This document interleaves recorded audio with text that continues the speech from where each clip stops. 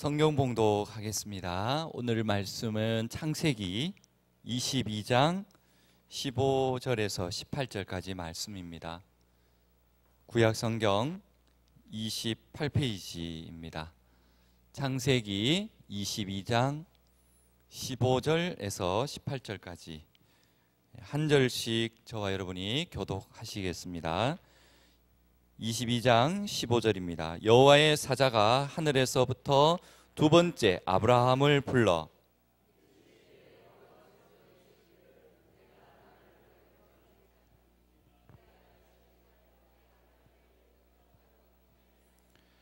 내가 네게 큰 복을 주고 내 씨가 크게 번성하여 하늘의 별과 같고 바닷가의 모래와 같게 하리니 내 씨가 그 대적의 성문을 차지하리라.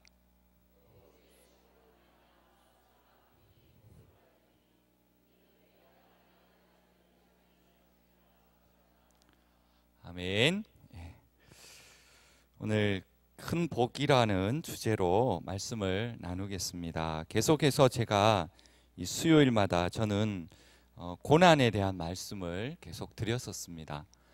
하나님을 섬기며 또 그 축복을 감사하며 열심히 우리는 신앙생활을 하는데 그런 우리들에게 뜻하지 않는 또 어려움에 처할 때가 있다는 것입니다. 그리고 그 어려움에는 도저히 우리가 이해할 수 없는 그런 어려움들이 닥치게 되면 우리의 신앙은 한 번쯤은 흔들릴 때도 있고 또 그리고 좌절하고 그 좋던 믿음은 사라지고 오히려 하나님마저 원망할 때도 우리가 있다는 것입니다. 전능하신 하나님께서 왜 믿는 우리에게 이러한 어려움과 고난을 주시겠습니까? 이 시대에 우리 모두에게는 하나님께서 내가 해야 할 것 아니면 필요한 것들을 예비해 두고 계신 그런 복들이 우리에게 있습니다. 오늘은 우리에게 이러한 고난 가운데 하나님께서 예비해 두신 계획과 그리고 복을 어떻게 받을 수 있는지 우리 아브라함을 통해서 말씀을 나눌까 합니다. 먼저 순종하기 위해서는 명령하신 그분의 뜻을 우리는 먼저 알아야 합니다. 당연한 거 아니겠습니까? 뜻을 알지 못하고 우리가 순종할 수는 없기 때문이지요. 그러므로 그 뜻을 알기 위해서는 바로 그분의 음성을 먼저 들을 줄 알아야 하며 그 음성을 듣고 그 뜻대로 행하는 것이 되어야 된다는 것입니다. 따라서 하나님께서 우리에게 시련을 주시고 시험하시는 이유는 그 시련들을 통하여서 더 큰 복을 주시기 위한 것임을 결론으로 먼저 말씀을 드리고 싶습니다.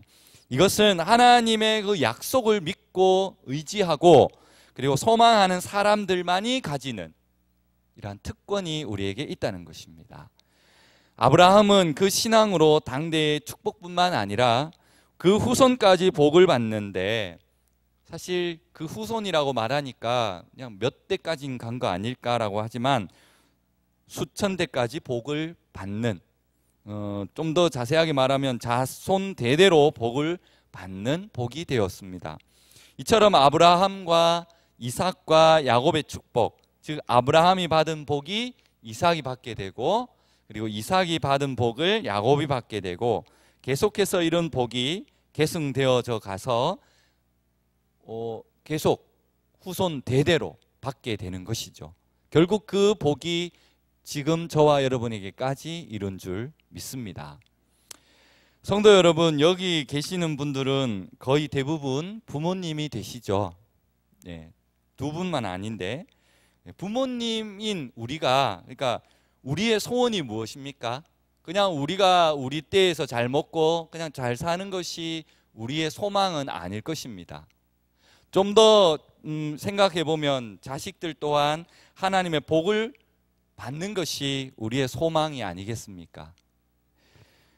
그게 역시 부모의 바람이기도 하지 않습니까? 그런데 이 복은 눈에 보이는 재산을 그냥 남겨주는 그런 유산으로 남겨주는 그런 복을 의미하지는 않습니다. 이 복은 보이지 않는 신앙의 유산을 남겨줌으로써 그 후손들이 계속해서 받게 되는 복을 의미하죠. 요즘 TV 뉴스를 보면 너무 머리 아프시죠? 예.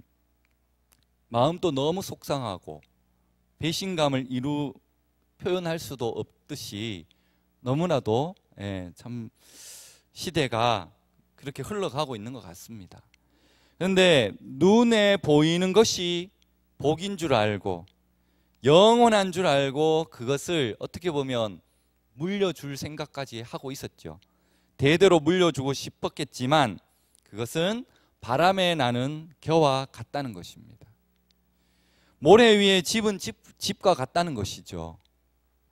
그러므로 누구든지 나의 이 말을 듣고 행하는 자는 그 집을 반석 위에 지은 지혜로운 사람 같으리니 비가 내리고 창수가 나고 바람이 불어 그 집에 부딪히되 무너지지 아니하리라.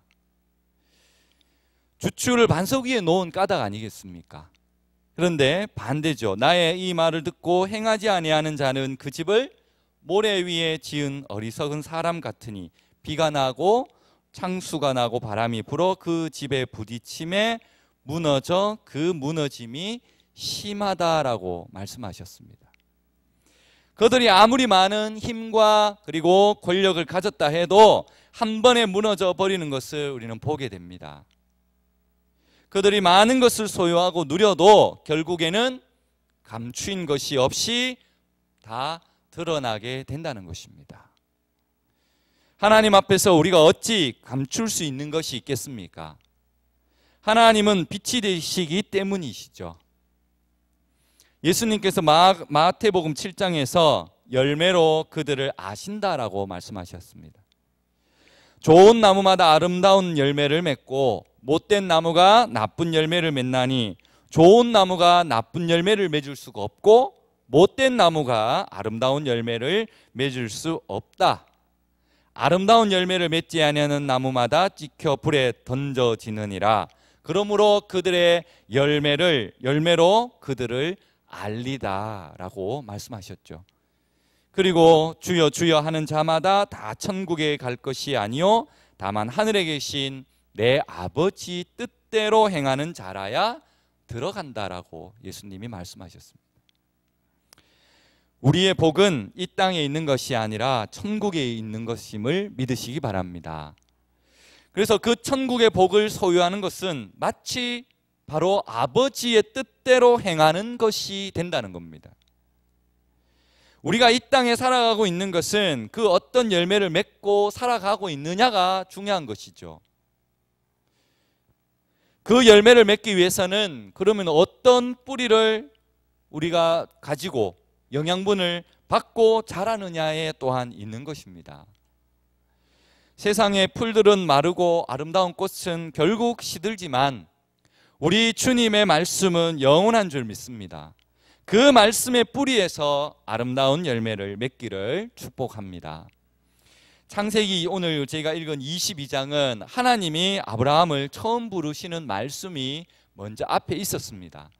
오늘 제가 읽었지만 두 번째라고 말씀을 드렸죠. 첫 번째는 12장에 있습니다. 창세기 12장 1절과 3절에 아주 긴밀한 관계가 있죠. 그래서 오늘 본문에 두 번째 아브라함을 불렀다고 하셨는데 우리가 먼저 그 첫 번째 아브라함을 부르시고 그리고 두 가지 명령을 내린 것이 있었습니다. 그 말씀을 잠시 한번 살펴보겠습니다.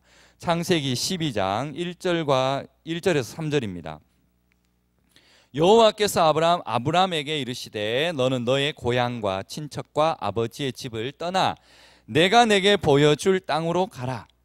내가 너로 큰 민족을 이루고 내게 복을 주어 내 이름을 창대하게 하리라.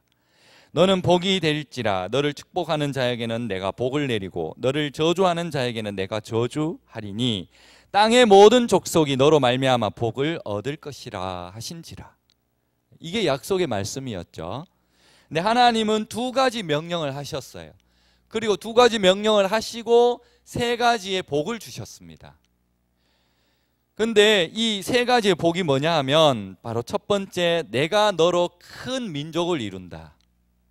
그리고 두 번째는 내게 복을 주겠다. 그리고 세 번째는 내 이름을 창대하게 하리라. 이게 세 가지의 약속된 복이죠. 이걸 조금 잘못 생각하시면 이러한 것을 하면 너에게 복을 주겠다라는 조건적인 복이 아니었습니다. 우리는 이게 잠깐 착각을 하는데요. 하나님은 이 세 가지 복들을 이미 아브라함에게 주어져 있었던 것입니다. 그곳에 가면 이러이러한 복을 주겠다가 아니라 그냥 가라고 지시한 것이었습니다. 그러므로 이 복들은 무조건적인 복에 해당되는 것이죠. 제가 이렇게 비교를 해서 좀 무척 죄송하지만 저희가 주일 11시 예배 마치면 어디로 가지요? 식당으로 가지 않습니까? 그죠? 예. 근데 그 식당에 차려져 있는 밥이 그냥 되는 것이 아닙니다. 토요일 날 우리 사모님 그리고 권사님 집사님 몇 분이 모여서 주일 잘 드실 수 있도록 이렇게 맛있게 미리 준비가 되어 있기 때문에 주일날 저희가 밥을 먹을 수 있죠. 그런데 만약 우리 박 권사님이 이렇게 말씀합니다. 우리가 식당에 가면 음식을 대접하겠다. 이렇게 말씀하시면 우리가 식당으로 가야 되죠. 가야 되는 행동이 뒤따라오게 된다는 겁니다. 그런데 이러한 것은 자격을 갖춰져야 우리가 밥을 먹을 수 있는 것이 되기 때문에 오늘 이러한 무조건적 복이 아니라는 겁니다. 우리가 식당으로 가는 것은 그런 조건이 아니라 우리를 위해 준비되어 있는 그 좋은 음식을 우리는 받아들이고 맛있게 먹고 그리고 감사한 마음으로 누리는 절차에 해당하는 것입니다. 어떤 조건으로 우리가 그 점심을 먹는 것이 아니라는 겁니다. 하나님이 아브라함에게 가라라고 명령을 하신 것도 이와 같은 것입니다. 네가 가면 이러한 세 가지 복을 주겠다라는 뜻이 아닙니다. 아브라함은 복을 받기 위한 조건을 충족시키기 위해 간 것이 아니라 하나님이 이미 주신 복을 누리기 위한 하나의 과정 가운데 아브라함이 그곳에 간 것입니다. 그리고 두 번째 명령어가 바로 복이 되어라는 것이었거든요. 이 말씀은 3절 후반절에 땅의 모든 족속이 너로 말미암아 복을 얻을 것이라. 하나님의 궁극적인 뜻은 이방 민족에게 복을 주시는 데 있는 겁니다. 즉 아브라함 자신이 다른 민족에게 복이 되어야 한다는 것이죠.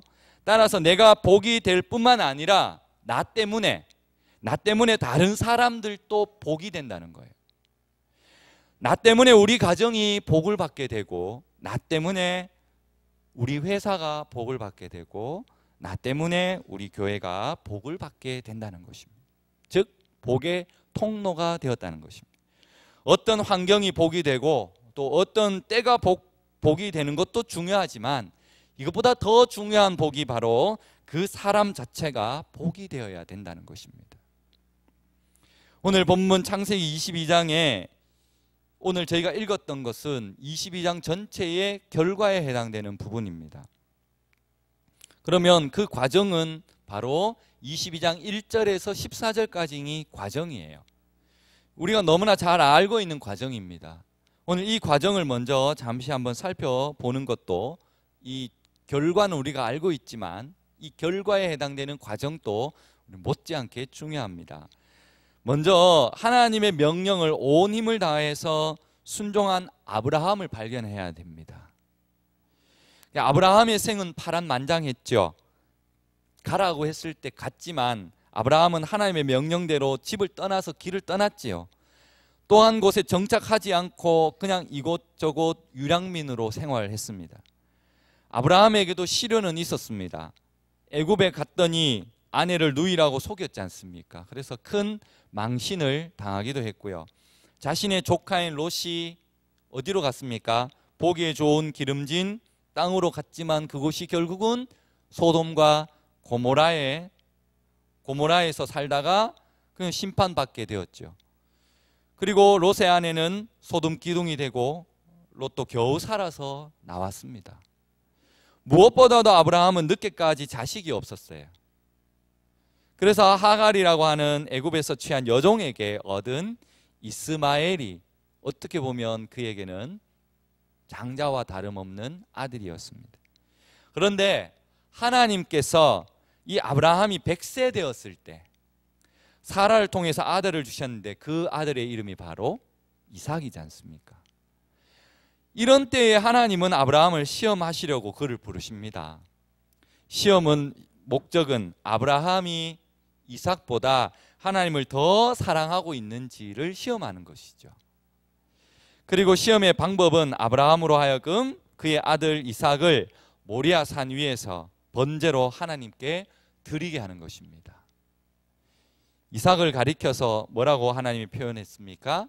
내 아들, 내 사랑하는 독자라고 표현했습니다. 이것은 아브라함이 이스마엘에 대한 미련을 이미 버렸고 이삭만을 아들로서 아끼고 있다는 사실을 우리에게 보여줍니다. 그 사랑하는 독자 이삭이 장성한 나이가 되었을 때에 하나님께서 그 아들을 제물로 바치라고 오늘 말씀하고 있습니다. 아브라함이 어떻게 했을까요? 아브라함은 일찍 일어나서 짐을 챙겼습니다. 그리고 이삭과 두 종과 함께 길을 떠났습니다. 아브라함이 떠난 출발지는 부엘셀바였고 모리아 산까지는 약 80km의 거리입니다. 걸어가면 한 3일 길이 되겠죠. 3일 동안 어떤 생각을 했을까요? 아브라함이. 이게 정말 하나님의 뜻일까? 하나님이 이와 같은 제사를 원하시고 계신 것이 맞는가?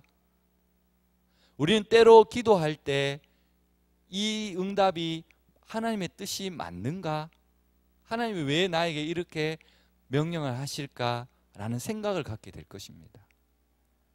그런데 성경은 어디를 찾아봐도 아브라함이 3일 동안 어떤 생각을 했는지 전혀 나타나 있지 않습니다. 성경은 아브라함이 단지 제사를 위해서 준비하고 도착해서 제사를 드렸다라는 말만 기록되어 있습니다. 이것은 아브라함이 하나님의 명령에 온 힘을 다해서 순종했다라는 증거를 우리에게 보여주고 있는 것입니다. 다른 일에 한눈 팔지 않고 다른 일에 시간을 낭비하지 않고 다른 것에 마음을 나누지 않고 오직 하나님의 명령을 지키는 그러한 일에만 몰두했다는 것을 말해주고 있습니다. 아브라함은 자신의 외아들 이삭을 번제로 바치는 일에 이처럼 최선을 다한 것은 다름 아닌 그것이 하나님의 명령이었기 때문입니다. 그는 100년이 넘는 삶을 살아오면서 온전한 믿음을 지켰습니다. 그리고 일평생 지켜온 그의 믿음의 결과로 얻은 것이 바로 이삭이었습니다. 만일 이삭을 누군가 빼앗아 간다면 그것은 아브라함의 전부를 빼앗아 가는 것과 다른 것이 없습니다. 이삭이 없는 아브라함은 바로 헛된 인생이 될 수밖에 없기 때문입니다. 그런데 하나님은 그것을 지금 요구하고 있습니다. 아브라함은 그가 가장 사랑하는 것, 가장 중요한 것, 가장 가치가 있는 것을 지금 내려놓아야 할 때가 된 것이죠. 그런 내려놓음이 있을 때 하나님으로부터 큰 복이 임할 줄 믿습니다. 두 번째가 그런 아브라함의 마음을 하나님은 다 지켜보고 계셨습니다. 아브라함은 어렵게 3일을 보냈죠. 그리고 드디어 종들을 산 밑에 내려두고 오직 이삭만 데리고 산에 올라갑니다. 어떻게 보면 좀 웃기는 이야기지만 아브라함에게는 안도의 한숨을 내쉬을 수도 있을 것입니다. 왜냐하면 그런 주인을 종들이 미리 알았더라면 말리지 않았겠습니까? 종이 미치지 않고서 어떻게 아들을 제물로 바칠 수 있다고 생각합니까? 당연히 종으로서 그 주인을 막아야겠죠. 사라도 마찬가지 아닙니까? 사라가 알았더라면 분명히 그의 길을 막았을 것입니다. 자기가 독자 이삭을 번제로 드린다는 사실을 알면 분명히 누군가 자기의 길을 막았을 것입니다. 그런데 지금은 이제 자신과 이삭밖에 없으니 그를 막을 자는 없는 것이죠. 그런데 장작을 지고 가던 이삭이 묻습니다. 7절입니다. 내 아버지여, 불과 나무는 있거니와 번제할 어린 양이 어디 있나이까? 이 질문을 받은 아브라함의 심정이 어떠했을까요? 억장이 무너져 내리는 아픔이 있었을 것입니다. 이런 아버지가 세상에 어디에 있겠습니까? 그런데 아브라함은 내 아들아, 번제할 어린 양은 하나님이 자기를 위하여 친히 준비하시겠다라고 대답을 합니다. 아니, 이게 그냥 둘러대는 말이겠습니까? 아니면 이 한마디가 아브라함의 신앙의 고백이겠습니까? 결코 둘러대는 말이 아닙니다. 아브라함의 심정에는 혹시라도 하나님께서 자기를 막지 않으실까 하는 그런 작은 바램도 있었을 것입니다. 그러나 그러한 모든 기대는 물거품이 되었습니다. 왜요? 지금 제단 위에 묶여 올려 있는 것은 어린 양이 아니라 바로 이삭이 올라가 있었습니다. 저는 상상도 하기도 참 어렵습니다. 어떻게 이런 일을 해야 하는지, 왜 이런 일이 자기에게 임하였는지. 상식적으로 이러한 상황은 도저히 받아들이기 어려운 사건이고 그리고 시간들이었을 것입니다. 이 짧은 순간에 아브라함에게는 정말 엄청 영원한, 어찌 보면 긴 시간으로 아브라함은 느꼈을 것입니다. 아브라함이 깊은 숨을 들이쉬고 드디어 이삭을 내리치려고 칼을 높이 쳐 들었죠. 그때의 여호와의 사자가 다급히 목소리의 소리가 들립니다. 아브라함아, 아브라함아. 급히 2번 부르시죠. 중요할 때는 꼭 2번 부르십니다.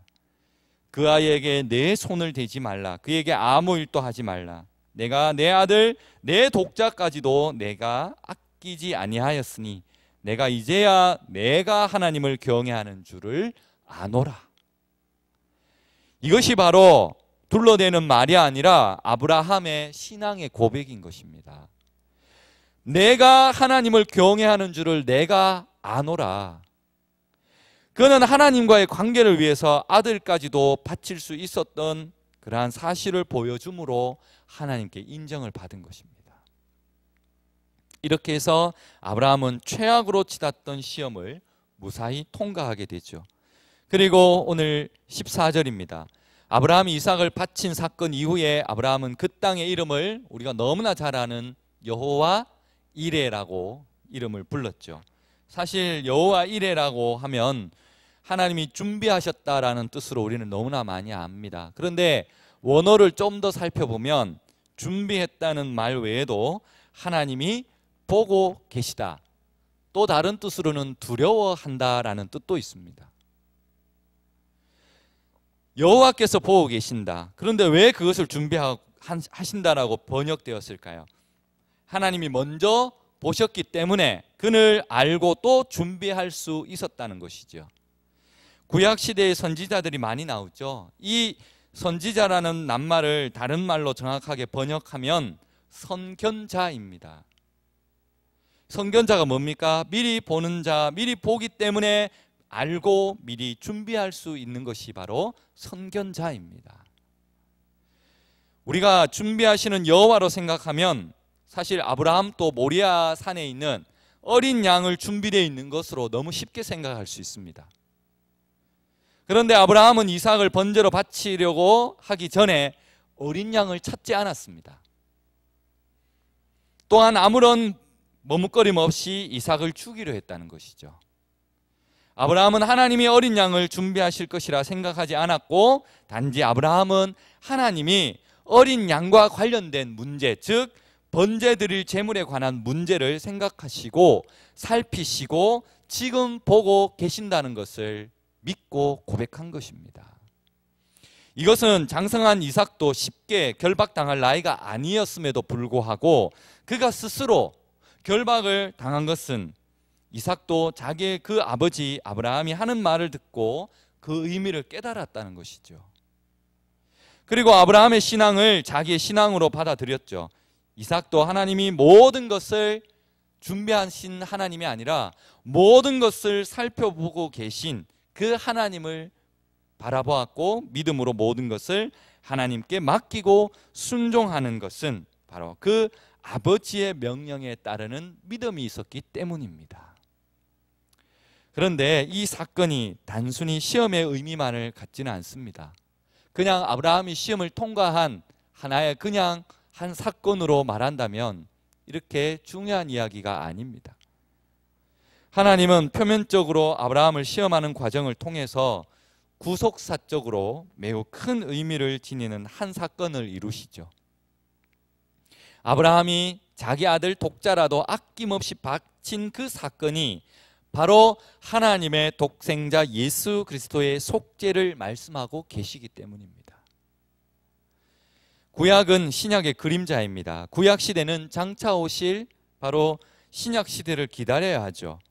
온전한 속죄를 위해서 번제에 필요한 양이 필요하죠. 결국 이것은 하나님께서 인신 제사를 원하시는 분이 아니라는 것을 말씀하시고, 또한 그리스도의 죽음이 하나님의 은혜로 우리의 죽음을 대신하는 그러한 죽음을 의미한다라고 볼 수가 있는 겁니다. 이제 마지막으로 생각해 볼 것은 우리가 이런 누리는 하나님의 복을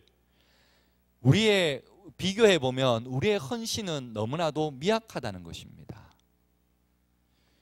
16절입니다. 이르시되 여호와께서 이르시되 내가 나를 가리켜 맹세하노니 내가 이같이 행하여 내 아들 내 독자도 아끼지 아니하였은즉.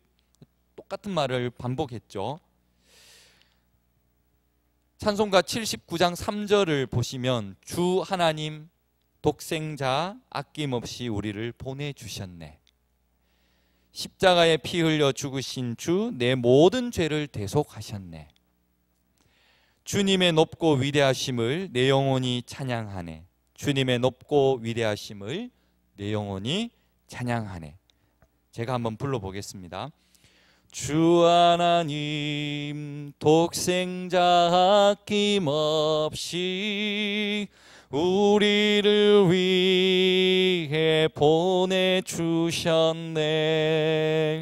십자가에 피 흘려 죽으신 주 내 모든 죄를 대속하셨네. 주님의 높고 위대하심을 내 영혼이 찬양하네. 주님의 높고 위대하심을 내 영혼이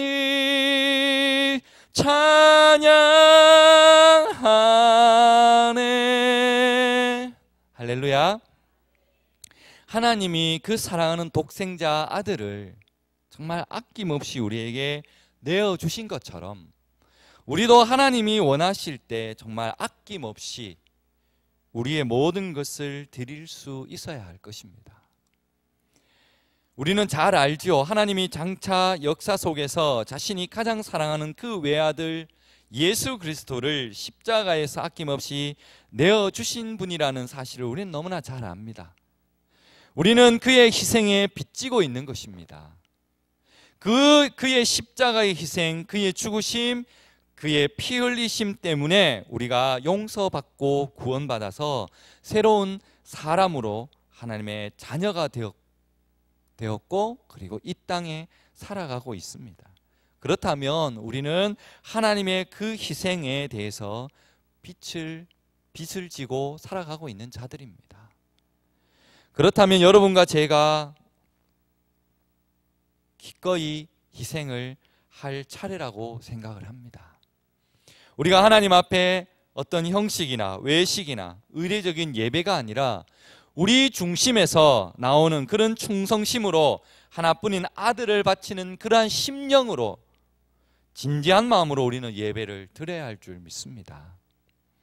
여러분, 마가복음 12장에 예수님께서 헌금함에 어떻게 돈을 넣는가를 보시면서 여러 부자들이 많은 돈을 넣었지만 한 가난한 과부는 2렙돈을 넣었습니다. 렙돈은 하루 품삯입니다. 그 2렙돈은 그 여인의 전 재산과 다를 것이 없습니다. 그래서 예수님은 그럼에도 불구하고 그 과부를 칭찬하셨죠. 적은 돈이었지만 그 어느 부자가 낸 돈보다 더 값지고 가치가 있는 것으로 인정해 주셨습니다. 즉 자신의 생활비 전부를 하나님 앞에 드렸던 것입니다. 그뿐만 아닙니다. 열왕기상 17장에 사르밧 과부가 나옵니다. 가뭄으로 이제 굶어 죽게 되었을 때에 마지막으로 그 먹을 음식을 엘리야에게 대접을 했습니다. 다른 사람이었다면 아마 엘리야의 요구에 불평을 하고 불만을 가질 수도 있겠지만 이 과부는 아낌없이 엘리야에게 대접을 했고 그리고 굶고 앉아 있었죠. 하나님은 그녀를 어떻게 했습니까? 굶어서 죽게 내버려 두지 않았다는 것입니다. 기름통에는 기름이 마를 날이 없었고 그리고 밀가루통에는 밀가루가 끊이지 않은 복을 내려주셨습니다. 우리들은 물질이든 마음이든 하나님께 드리는 것이 아까워하지 않는 분들이 되시기를 바랍니다. 복은 믿는 만큼 그리고 그 그릇만큼 채워주실 줄 믿습니다. 17절 말씀입니다. 내가 내게 큰 복을 주고 내 씨가 크게 번성하여 하늘의 별과 같고 바다의 모래와 같게 하리니 내 씨가 그 대적의 성문을 차지하리라. 사랑하는 여러분, 우리 후손들이 즉 우리 아들, 딸들이 아니면 손자, 손녀들이 내 후손들이 우리가 해를 받아서는 안 될 것입니다. 우리 잘못으로 인해서 우리 자손들이 대적에게 해를 받거나 아니면 대적에게 상처를 입어서는 안 될 것입니다. 우리 후손들이 원수들에게 해를 당하지 않고 오히려 원수들의 그 성을 정복하는 복을 계승해야 될 줄 믿습니다. 부자가 되는 것도 중요해요. 건강한 것도 성공하는 것도 축복이지만 영광의 왕인 메시아를 만나는 것이 가장 진정한 복인 줄 믿습니다. 그 씨가 대적의 문을 얻을 것이다. 즉 예수님 믿게 된 것이 가장 큰 복인데 우리 자녀들이 예수를 믿게 될 것이고 그리고 민족이 예수를 믿게 될 것이고 그분은 대적의 문을 얻게 될 것이며 바로 아브라함에게 준 복이 이러한 복인 줄 믿습니다. 계속해서 18절 보시죠. 또 내 씨로 말미암아 천하 만민이 복을 얻으리니 이는 내가 나의 말을 준행함이었음이라 하셨다 함이라. 내 씨로 말미암아 온 천하 만민이 복을 얻게 될 것이다 이렇게 말씀하시죠. 그렇습니다. 우리는 아브라함의 자녀들입니다. 왜냐하면 메시아인 예수 그리스도를 믿는 사람이기 때문입니다. 그 약속의 물줄기를 가지고 있는 사람이기 때문에 우리가 가는 곳마다 복이 역사할 줄 믿습니다. 여러분이 만난 사람이 모두 복받게 되기를 축원합니다. 그것이 저와 여러분이 똑똑하고 잘나서가 아니라 여러분 안에 예수님과 성령님이 계시기 때문에 우리는 축복을 나누어주는 사람이 되어야 하고 기쁨을 나누어주는 사람이 되어야 한다는 것입니다. 절망이 소망으로 바꾸어주는 사람이 되기 때문입니다. 이것이 바로 우리에게 주신 큰 복이라는 것입니다. 말씀을 맺겠습니다. 하나님의 약속은 신실하십니다. 하나님은 내 이름으로 한 내 약속은 반드시 이루어질 것이라고 우리에게 보증한다라고 말씀합니다. 그러나 참된 복은 이것에 있지 않죠. 건강하면 좋지만 건강이 복의 전부는 아닙니다. 부자가 되면 좋습니다. 가난한 것보다 좋지만 부자가 되는 것이 복의 전부는 아닙니다. 높은 자리에 올라가면 좋지만 그 또한 복의 전부는 아닙니다. 진정한 복은 돈을 많이 벌고 성공하고 자녀가 잘 되는 것에 있지 않습니다. 예수님이 가는 곳마다 사람들의 변화가 일어났습니다. 역사가 바뀌고 민족이 바뀌고 가정이 바뀌었습니다. 왜냐하면 이것이 메시아가 온 인류를 위한 하나님의 복이었기 때문입니다. 복은 물질이 아니라 바로 예수 그리스도이심을 믿으시기 바랍니다. 예수 그리스도를 믿는 것과 전하는 것이 우리에게 참된 복인 줄 믿습니다. 내 씨 가운데 인류를 구원할 메시지가 태어났기 때문에 아브라함은 믿음의 조상이 되었다라고 말씀하지 않습니까? 사랑하는 여러분, 우리가 하나님을 잘 섬기면 하나님은 우리에게만 복을 주시는 것이 아니라 내 자손, 내 손자, 손녀들에게까지 복을 주신다라고 말씀합니다. 나 때문에 내가 복음에 그러한 씨앗을 심었기 때문에 그들이 복을 받게 되는 것이죠. 저와 여러분에게 이러한 여호와를 경외하는 신앙, 그리고 아낌없이 헌신할 수 있는 신앙, 그리고 말씀을 준행하는 신앙이 있어서 여호와 이레의 축복과 그리고 후손들이 번성하는 축복, 그리고 여러분의 후손들이 대적의 문을 차지하는 그런 축복이 임하시기를 주의 이름으로 축복합니다. 기도하겠습니다.